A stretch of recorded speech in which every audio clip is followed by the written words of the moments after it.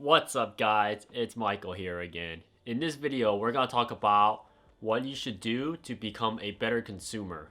A better consumer can help you maximize your profits and savings. So for example, being a better consumer meaning is you take advice and you listen to what will suit your needs. For example, you go to a store such as the Home Depot and you are looking to remodel your home, and being a better consumer means you go in there and you maximize what you can do, what products you should buy. So for example, when you buy 2x4 wood, for example, to build your house or to remodel a home, use it as an investment, you should always do your research. So there's a lot of people to go in there, go in full blind, and they don't do any research and start, buying whatever the people recommend in there. The people in there, don't take it as offense, most of them do not know what they are doing. And the only way you can figure it out yourself is to do your own research, because thanks to the internet you can figure out what things suits you and what things don't suit you, and you don't need to take offense when someone tells your advice is wrong or to agree with your advice.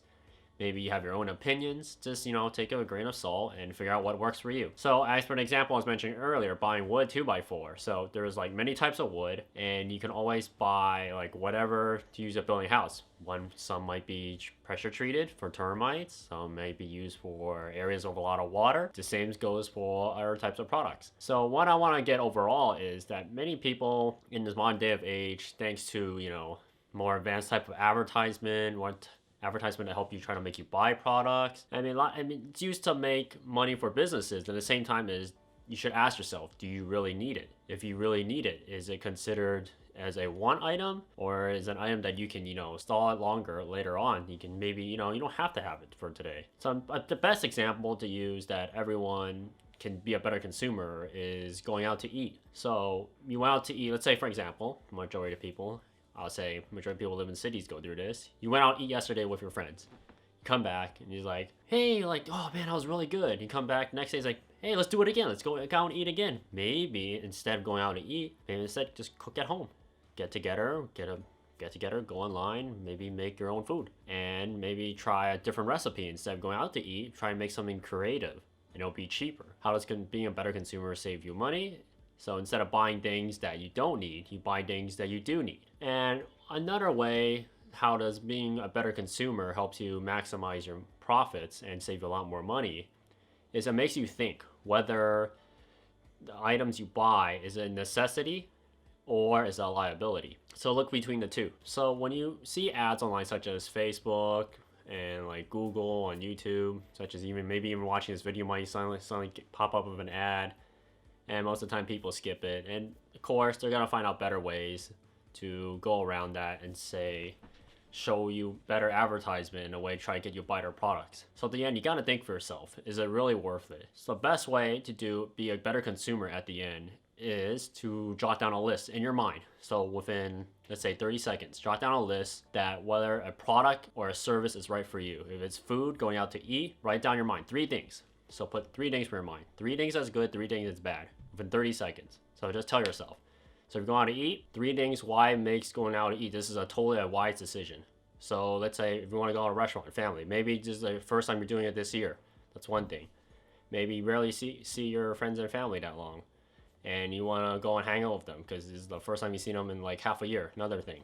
And number 3, this is the only time you get to ever do it again until like the next year, like a family gathering. Okay. Then you jot down 3 negative things. You can say, oh, maybe it's a waste of time. I mean, the other one would be a waste of money. And the third one's like, maybe instead of doing that, I can just cook at home. So if you start jotting down this list, whether it's 3 things that you need it, why you need it, and 3 things you don't need it, then you realize you started to think for yourself, making decisions better whether or not should you spend your money on this or you spend your money on that. So you can think about it. If you do not spend your money and you save it, and by making better consumer decisions, you can use all that extra money to invest.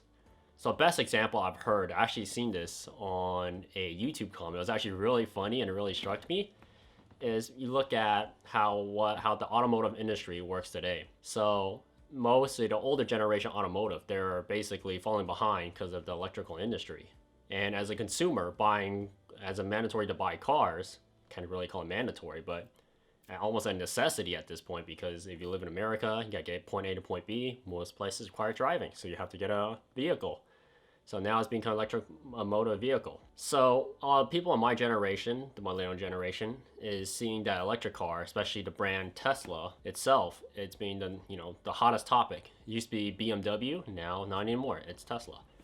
You find it kind of ironic. It's like, oh, I want to get the best model, whatever car they have, the Model 3, the Model S. Maybe they want to get their best car, the Roadster that's coming out. Maybe we should get that. That's even better. That can, they give themselves a list of reasons why that they should get it, but they never think about the reasons why they should not get it. For example, let's say you want to get the Model S. He's like, oh, I can save a lot of money, save a lot of gas. But you think about it, maybe you can get the cheaper Model 3 because you don't really drive anywhere. You just stay at home all the time. Maybe you go to workplace, back and forth. You do road trips. If you do road trip, you just rent a car. So compared to Model 3 and Model S, as a consumer standpoint, that's about, you're looking from the top of line Model 3 from top of line Model S, including taxes, you're looking about $100,000 difference. It's insane. So instead of getting the $100,000 car, they can drive maybe 100 or 200 miles more. Maybe you can get the cheaper model and maximize what you use on that car, and all the extra money you use, invest. So meaning, instead of buying the really expensive car from Tesla, you can instead buy stocks, especially, for example, Tesla stocks. Or you can buy cryptocurrency, buy other types of stocks.